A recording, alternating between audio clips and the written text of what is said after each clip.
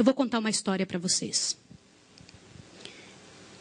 Há 20 anos atrás, eu fazia parte de uma mesa numa associação. E eu vi uma das histórias mais tétricas que eu já vi na minha vida. E pode ser que alguns de vocês já tenham ouvido essa história aqui entre vocês. E se já ouviram, vão lembrar comigo essa história com dor. Uma certa ocasião, numa igreja de um certo lugar no Brasil, uma mocinha pediu licença para conversar lá na frente, no microfone. Ela frequentava a igreja um ano e pouco. E ela pegou o microfone da mão da moça que estava terminando a escola sabatina e falou: eu tenho que contar para vocês um pecado meu. E as pessoas paralisadas olhando ela falar. E ela disse: eu quero contar para vocês. Estava ali na igreja naquela hora, o pastor se arrumando ali, ajeitando alguma coisa. A esposa do pastor com os 2 filhos, mais ali no lado da esquerda, da minha esquerda. E a igreja toda ali junta. Vocês sabem que entre a escola sabatina e culto, a igreja fica bem cheia. E ela disse: eu tenho que contar o meu pecado para vocês. E o pecado que eu tenho que contar é que eu sou amante do pastor.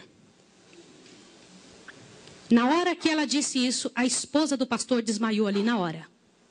E os filhos correram para acudir. E o pastor veio para ela e falou assim: o que você está falando? Você enlouqueceu? O que é isso, menina? Ela falou: eu tinha que contar, eu preciso resolver meu problema. Eu preciso salvar a sua alma. Eu preciso resolver você. Os danitas, eles sempre usam essa: cuidado, eu preciso ajudar. Sempre usam a palavra da ajuda, viu? E naquele momento a igreja toda ficou em alvoroço. Eu não preciso dizer que não houve culto. Não houve culto. Não conseguiram fazer o culto. A esposa do pastor foi levantada dali, foi levada lá para fora. O pastor não sabia o que fazer. Começou a dizer: irmãos, por favor, isso é um grande mal entendido. Ela dizia: não é, meu bem. Eu precisava dizer, eu tenho que salvar você e tenho que salvar a mim. E ela foi levada para um quartinho, a esposa do pastor foi atrás e começou a conversar com ela, e falou com ela, e foi um alvoroço muito grande. E ela disse: olha, eu vou te provar que isso é verdade. Nós combinamos que ninguém nunca ia saber, foi uma coisa muito bem feita, mas eu preciso te contar. E falou para a esposa do pastor: prestem bem atenção no que eu vou dizer. Falou: só tem uma maneira de você me acreditar, vem aqui. O seu marido tem uma marca na genitália dele. E a marca é assim, assim, assim. E a esposa olhou para ela e acreditou nela na hora. Sabe por quê? Porque aquele pastor nunca tinha tido contato sexual com nenhuma pessoa, só com sua esposa. Eles se casaram virgens. E ela disse: ninguém sabe disso. Como é que essa moça sabe? Consegue imaginar o que é isso? E ela também nunca tinha contado isso para ninguém. E ela pegou a esposa do pastor, passou a acreditar. E ela contou detalhes sobre o corpo do pastor, detalhes sobre ele, até de coisas que ele falava enquanto dormia. Preste atenção. Eu não preciso dizer para vocês que aquele casamento acabou. A igreja todinha daquele pastor entrou num estado de bancarrota que vocês não têm ideia. Uma palavra, como diz Tiago, pode estragar a vida de uma pessoa para sempre. Sabe quantos anos se passou dessa história? Até que eu fiquei sabendo, isso foi há 20 anos atrás que eu fiquei sabendo. Já tinha se passado 20 anos que isso tinha acontecido. Por que eu fiquei sabendo dessa história? Foi numa mesa, numa comissão, numa associação. O presidente um dia nos chamou e disse o seguinte: irmãos, eu preciso da ajuda de vocês e oração por algo. O que foi? Há 20 anos atrás aconteceu a história de um pastor e contou toda a história para nós. Foi numa igreja assim, assim, assim, e nós tiramos a credencial desse pastor. E esse pastor foi para um sítio e ficou sozinho. A esposa dele é casada, tem outros filhos, está vivendo a vida dela. Mas eu fui chamado, olha o presidente nos contando. Eu fui chamado há alguns dias na casa de uma senhora com os cabelos todos brancos morrendo de câncer. E essa mulher morrendo de câncer pediu muito para falar com o pastor. Mas tinha que ser o presidente da igreja adventista. E eu fui até lá porque eu sou o presidente. Quando eu cheguei lá, a mulher me contou que ela tinha sido a moça que tinha falado aquilo do pastor. A amante, a suposta amante do pastor. E ela contou para o presidente que ela havia inventado toda essa história. Mas como que ela sabia dos detalhes do corpo do pastor? Na ocasião, em que ela tinha se apaixonado pelo pastor. Ela trabalhava como faxineira dentro do hospital. E o pastor foi internado, prestem atenção, internado para uma cirurgia de apêndice e passou muito mal.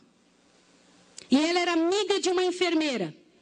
E entrou dentro do quarto junto com a enfermeira, destampou o corpo do pastor e olhou o corpo do pastor todo, durante o tempo em que o pastor estava dentro do hospital em coma. E quando o pastor falava algumas coisas, ela ouviu o que o pastor falou e ela olhou os detalhes do corpo do pastor e guardou. Satanás plantou na cabeça dela 1 ano e ela formulou e acabou com a vida do pastor. E o presidente pegou uma credencial, foi lá no sítiozinho onde o pastor o coitado daquele pastor, o caluniado, estava. E chegou para ele e falou, junto com uma comitiva dos irmãos: pastor, eu vim aqui te entregar a sua credencial de novo, nós descobrimos que era mentira. Sabe qual foi a resposta do pastor, irmão? O pastor disse assim: vocês me devolvem minha família e meus filhos também? Vocês me devolvem minha reputação? Se vocês não devolverem junto, eu prefiro ficar aqui. E esse pastor, uns dias atrás, eu soube que ele morreu lá naquele lugar. Quem foi a assassina daquele pastor?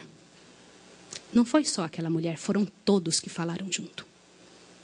Porque, gente, quando acontece um inferno desse, uma multidão de gente sofre, uma multidão de gente machuca, fica machucado. Meus irmãos, vocês me perdoem ter que falar sobre isso, mas é verdade. Existem muitos lugares que eu tenho muito medo de pregar, mas eu vou igual se me chamam. Porque eu vou falar uma coisa para vocês. Ontem à noite eu comentei que a vida de quem prega essas verdades é altamente prejudicada. Uma coisa desse tamanho é passada de boca em boca, de forma que apareça o inferno no final. Será que existem danitas no nosso meio? O céu é um lugar tão fabuloso. Não vale a pena, meus irmãos. Não vale a pena. Deus tem mais para a nossa vida. Tem mais coisas para ocupar a nossa mente, para fazer parte do nosso vocabulário, para nós pensarmos a respeito das pessoas. Vamos fazer um exercício? Pense bem da pessoa que mais mal você sabe dela. Imagine isso agora. Sabe o que vai acontecer com você? Teu coração vai se encher de paz. Porque é isso que acontece, gente. Se você não for capaz de abrir a sua boca para trazer paz para a vida de alguém, não abra a sua boca para trazer o inferno para a vida de quem quer que seja. Jesus ama as pessoas pecadoras e miseráveis. Todas aquelas que pecaram horrivelmente, Jesus ama. E Ele tem mais para oferecer para nós. Eu vou pedir uma coisa em nome de Jesus essa manhã. Uma coisa que é muito difícil de fazer. Mas se há alguém em nome de Jesus que falou algo de outra pessoa, ainda que seja verdade, e que não pediu perdão, que peça perdão a Deus agora e corra e peça perdão para a pessoa. Sabe por quê? Abre seu ouvido, que agora a parte principal desse sermão está aqui. Em nome de Jesus, abre seu ouvido. Eu preciso que você ouça, não deixa nada te atrapalhar. Você sabe por que existem igrejas frias que não mudam? Você já viu aquelas pessoas falarem? Você é ancião, não é, irmão? As pessoas vêm para você e reclamam: que igreja fria! O que está acontecendo? O que não acontece? Nada muda. Vocês sabem por que isso? Alguém sabe? Gente, a principal razão, e eu vou ler para vocês agora ali. A principal razão porque a igreja fica fria é por causa da presença dos danitas.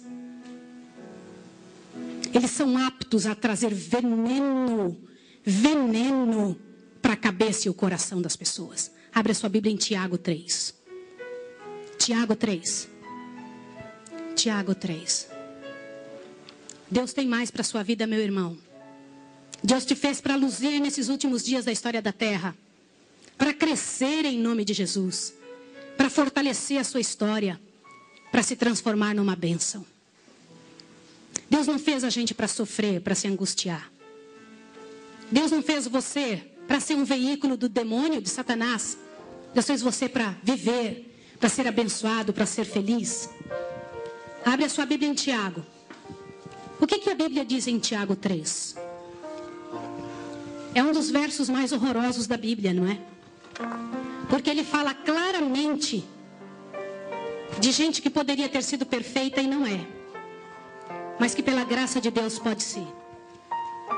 Com um pedido de perdão, com um pedido. Tiago 3. Vamos ler juntos bem quietinhos agora. Eu vou deixar minha amiga ali tocando. Tinha uns 10 anos, sei lá, 8 anos que eu não via essa minha amiga. Eliette, muito bom te ver, viu, Eliette? Uns 8 anos. Nós estudamos juntas, ela fazia enfermagem no IAE, eu fazia fisioterapia. Não é? Eu estou muito feliz de te ver, você e o seu esposo, o seu filhinho. Vocês não tinham filhinho nessa época. E nem eram casados. E aqui na América eu recebi o seu convite de casamento. Eu louvo o Senhor por ter enchido o seu coração de bênçãos, você e seu esposo. E que vocês levem esse sermão para o Brasil, para o nosso povo, para salvar nosso povo em nome de Jesus. Que poder livrar nosso povo das garras desse inferno. E poder trazer para a nossa vida algum bem. Leia, por favor, Tiago 3. Leia em silêncio. E pede para Deus encher o seu coração. Olha o que diz aí.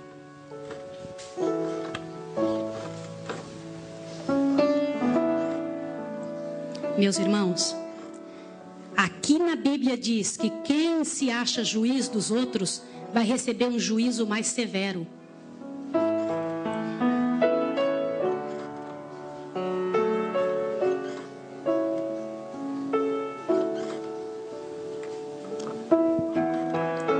Eu vou ler com vocês.